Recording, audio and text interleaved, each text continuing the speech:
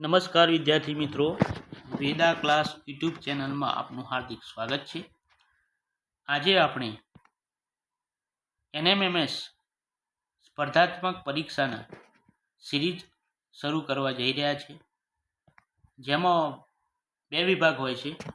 એમાં પહેલો વિભાગ છે બૌદ્ધિક યોગ્યતા કસોટી, મેન્ટલ એપ્ટિટ્યૂડ ટેસ્ટ। તેનો વિડીયો આજે આપણે જોઈશું। તેમાં પ્રકરણ 1 છે પારિવારિક સંબંધો। તો બાળ દોસ્તો, આ પ્રકારના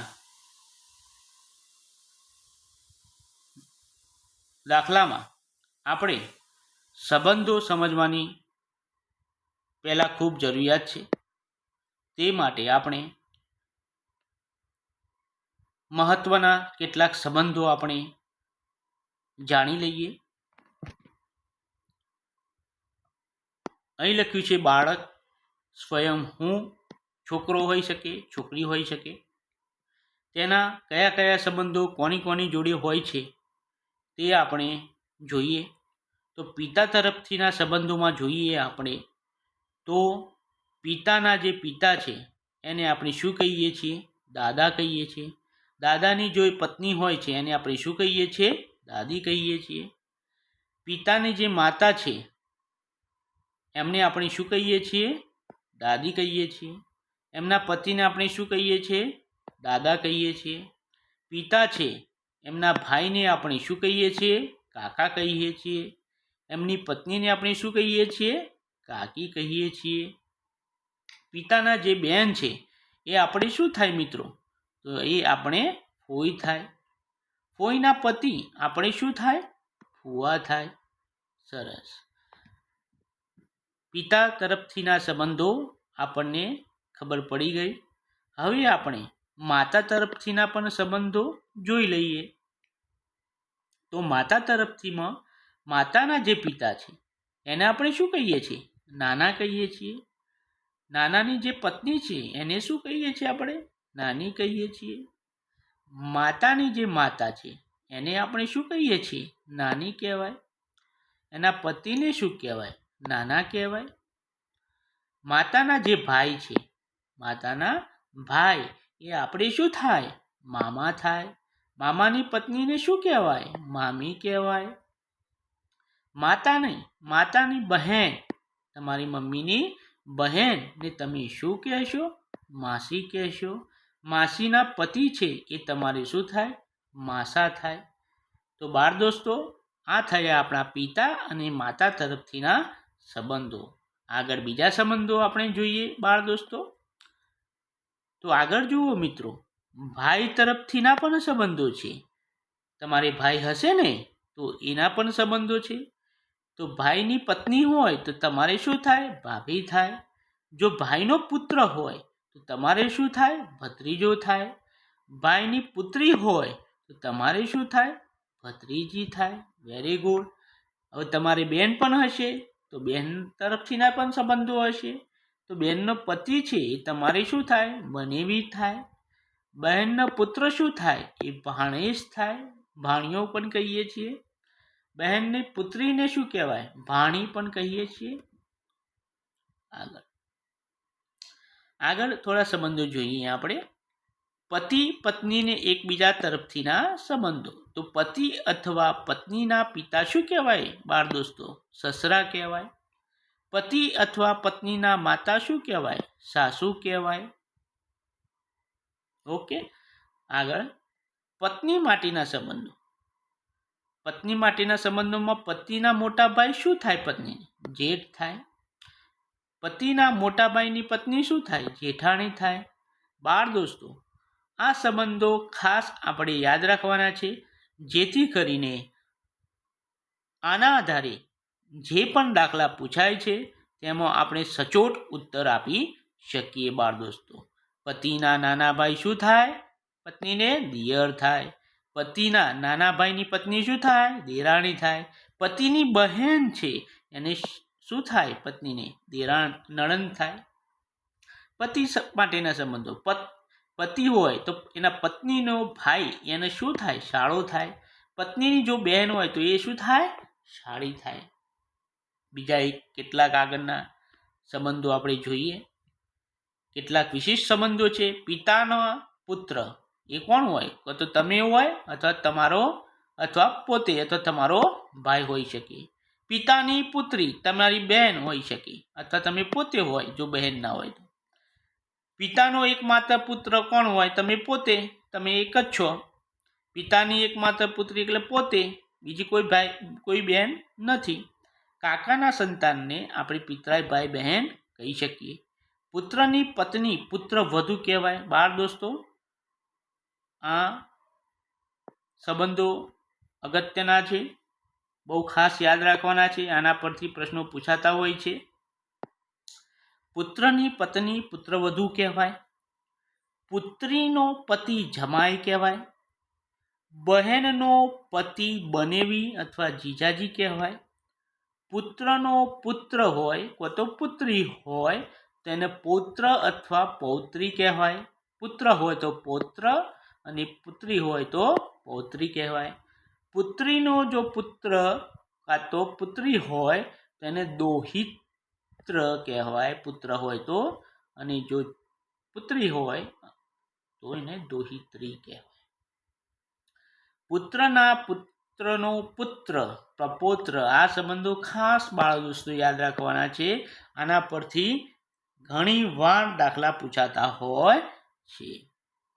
આગળ જોઈએ. પહેલી પેઢી દાદા દાદી નાના નાની, બીજી પેઢી માતા પિતા કાકા કાકી મામા મામી ફોઈ ફુવા માસી માસા, ત્રીજી પેઢી પોતે ભાઈ ભાભી બહેન બનેવી જેઠ જેઠાણી દિયર દેરાણી સાળો સાળી, ચોથી પેઢી પુત્ર પુત્રી ભત્રીજો ભત્રીજી ભાણેજ ભાણી, પાંચમી પેઢી પૌત્ર પૌત્રી, છઠ્ઠી પેઢીમાં પ્રપૌત્ર પ્રપૌત્રી, જેનો આપણે ઉલ્લેખ આગળ જોયો કે પ્રપૌત્ર કોને કહેવાય? તો પુત્રના પુત્રનો પુત્ર પ્રપૌત્ર કહેવાય. બાળ દોસ્તો, આ અગત્યના સંબંધો છે, એ ખાસ આપણે નોટ ડાઉન કરી લેવાના છે, લખી લેવાના છે, એકવાર વાંચી લેવાના છે, જેના આધારે જ આપણને આગળના દાખલા સારી રીતે ગણી શકશું. મિત્રો, આ પ્રકારના જ્યારે દાખલા પૂછાશે સંબંધો અંગેના, તો તેમાં તમારે ઝડપથી સોલ્વ કરવાના રહેશે. તો તે માટે શું કરીશું આપણે? તો એ સંબંધોમાં આપણી જાતને પોતે મૂકવાની છે, અથવા આપણા ઘરના સભ્યોને મૂકવાના છે. પોતાના પિતા માતા દાદા દાદી એમને મૂકીને તમારે એનો જવાબ લાવવાનો રહેશે. જો એમ કરશું તો આપણે ફટાફટ એ પ્રશ્નનો ઉકેલ લાવી શકશું. હવે બાળ મિત્રો, પાછલી જે પરીક્ષામાં પ્રશ્નો પૂછાયા છે તેનો ઉકેલ આપણે અહીં જોઈશું.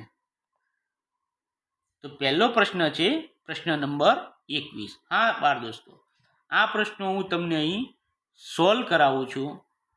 બાકીના જે પ્રશ્નો છે એ તમારે જાતે સોલ્વ કરવાના છે અને એનો જવાબ કોમેન્ટ બોક્સમાં જણાવવાનો છે. અને વિડીયોને લાઈક કરવાનું ભૂલવાનું નથી, અને ચેનલને સબસ્ક્રાઈબ કરવાનું તો ભૂલવાનું જ નથી. ઓકે બાળ દોસ્તો, ચાલો આગળ 21મો દાખલો જોઈએ આપણે. એમાં એવું છે કે મારી સાસુ અને તમારી સાસુ મા દીકરી થાય છે. શું થાય છે? મા દીકરી થાય. તો મારી ને તમારી વચ્ચે શું સંબંધ? સરસ, કેટલો સરસ પ્રશ્ન પૂછ્યો છે. 2018માં પૂછાયેલો છે. તો એક એક આપણે જ્યારે એક એક વિકલ્પ આપણે લઈશું તો એનો જવાબ આપણને મળી જશે. તો આપણે નણંદની સાસુ લેશું અને સાસુની સાસુ લેશું. શું એ મા દીકરી થાય? ના થાય. જમાઈની સાસુ લેશું, નણંદની સાસુ લેશું, મા દીકરી થાય? ના થાય. સાસુની સાસુ લેશું, નંદોઈની સાસુ લેશું તો થાય? ના થાય. તો આપણે જવાબ બી તરફ જઈએ તો એ શક્ય છે. તો જુઓ બાળ મિત્રો, પુત્રવધુની સાસુ, એનો મતલબ તમે પુત્રવધુ એટલે તમે તમારી મમ્મીને લ્યો, એની સાસુ એટલે કોણ થાય? તમારા બા. બરાબર, ઓકે. પછી સસરાની સાસુ, ઓકે. અહીં જુઓ, પ્રશ્ન જુઓ, મારી સાસુ અને તમારી સાસુ, એટલે આમની સાસુ, પુત્રવધુની સાસુ અને સસરાની સાસુ. જો બાળ દોસ્તો, તમને સવિસ્તાર સમજાવું. પુત્રવધુ ની સાસુ મતલબ કે તમારી મમ્મીની સાસુ એટલે તમારા બા થાય. આગળ સસરાની સાસુ, સસરાની સાસુ, સસરા એટલે તમારા દાદા થયા, એમની સાસુ. હવે પુત્રવધુની સાસુ તમારા બા. સસરાની સાસુ કોણ થશે? સસરાની સાસુ કોણ થશે? તો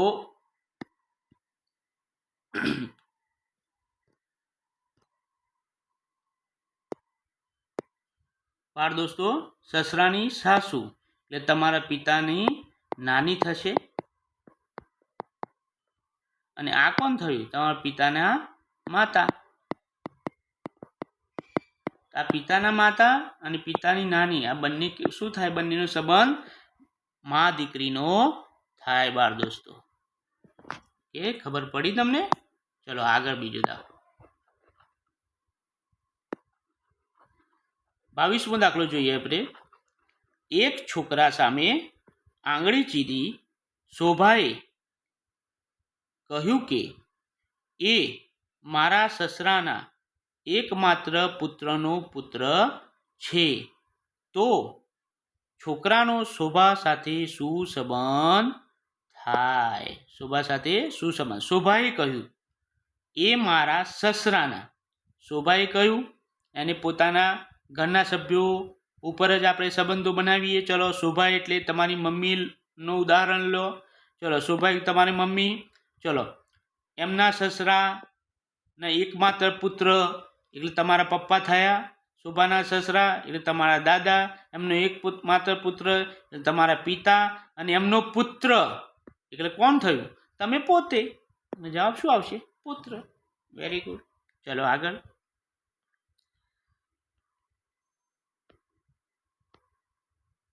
23મો દાખલો જોઈએ. બીની પુત્રી એ છે. બીની પુત્રી એ છે. બીની પુત્રી એ. આ એ છે પુત્રી છે. બી માં હોઈ શકે, માતા હોઈ શકે અથવા પિતા હોઈ શકે. સી બીની માં છે. સીની માં બી છે. સોરી, સીની માં બી છે. સીની માં બી છે એટલે આ માતા થઈ. ઓકે, આ રીતે ડાયાગ્રામથી પણ આપણે જવાબ લાવી શકીએ જ્યારે આવા દાખલા પૂછાય ત્યારે. સીનો ભાઈ ડી છે. ડી છે ભાઈ છે. કોનો? સીનો ભાઈ. તો ડીનો એ સાથે સંબંધ શું થાય? ડીનો એ સાથે સંબંધ શું થાય?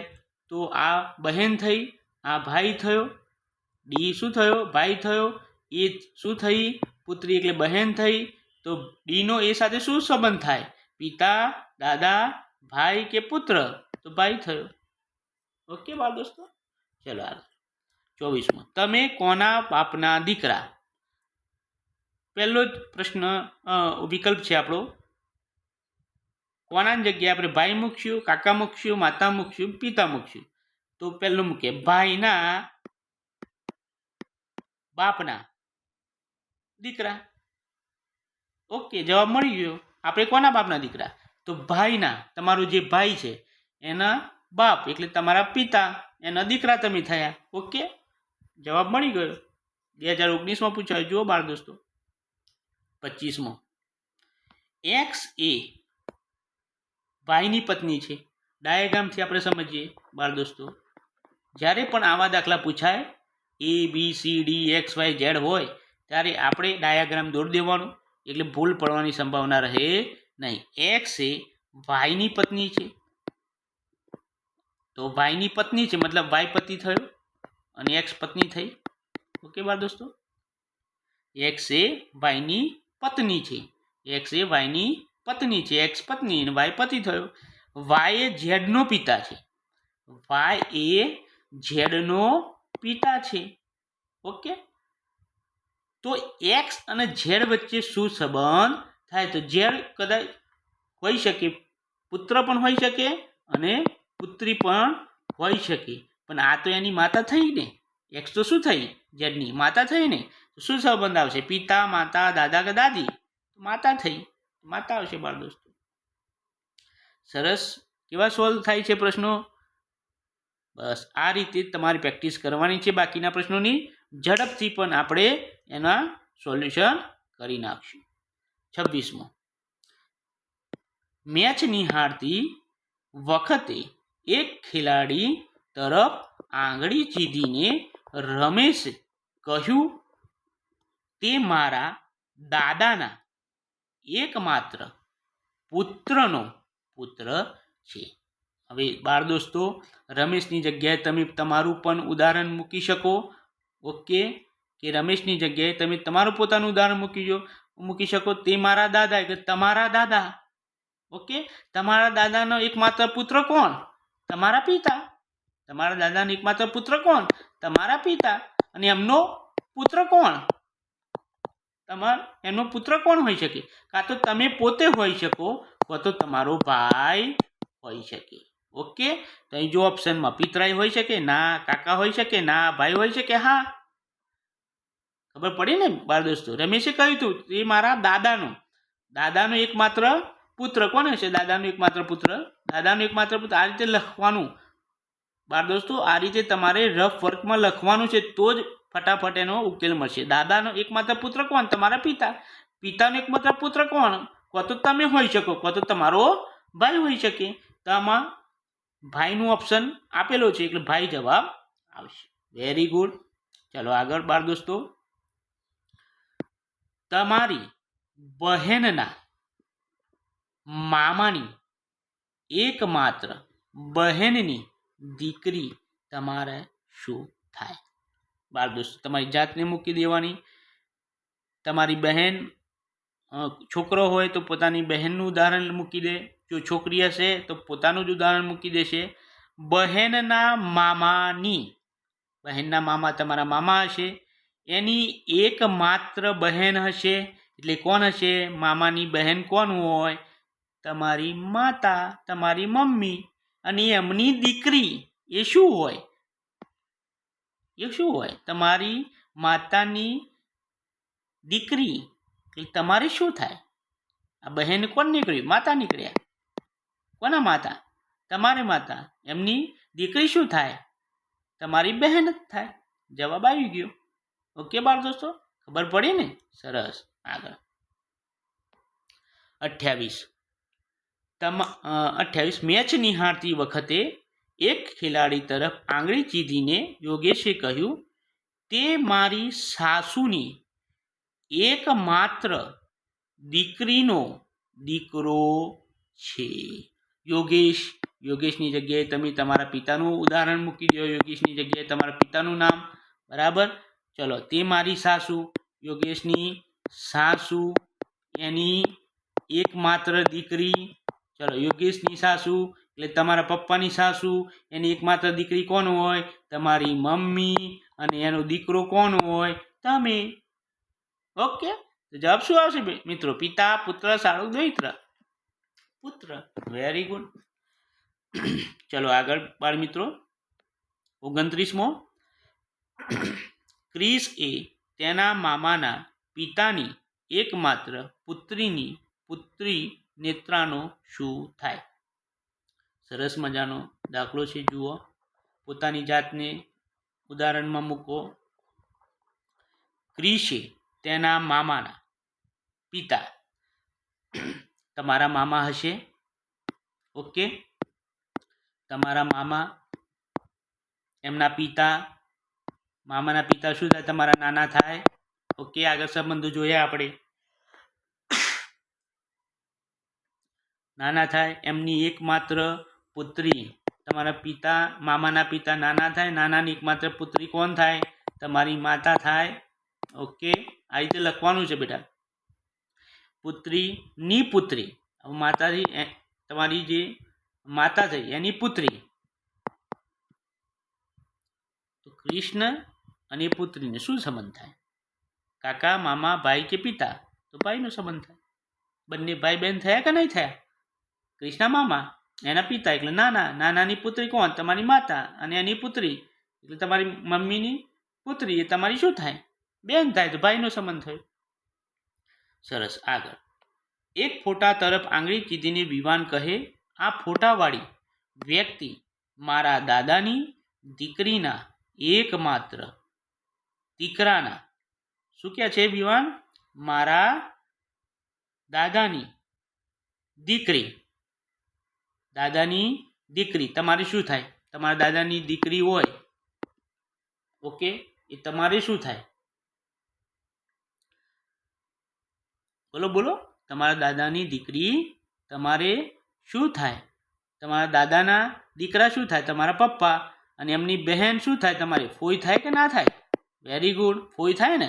એમનો એકમાત્ર દીકરા, હવે એ ફોઈ છે, એમનો દીકરો છે, અને એ દીકરો છે એને એકમાત્ર મામા છે. હવે એ દીકરો ફોઈનો દીકરો છે, એ મામા છે તમારા, એક જ માત્ર મામા છે, એક જ માત્ર મામા છે. તો એ મામા તમારે શું થાય? મામા થાય, પુત્ર થાય, ભાઈ થાય કે પિતા થાય? તમારે પિતા થશે. શું થશે? પિતા. બાળ દોસ્તો, તમારે આ વ્યક્તિ વિવાન, જે વિવાનની જગ્યાએ પોતાની જાતને મૂકવાની છે બાળ દોસ્તો, તો જ આવા દાખલાને જવાબ આપણને ફટાફટ મળશે.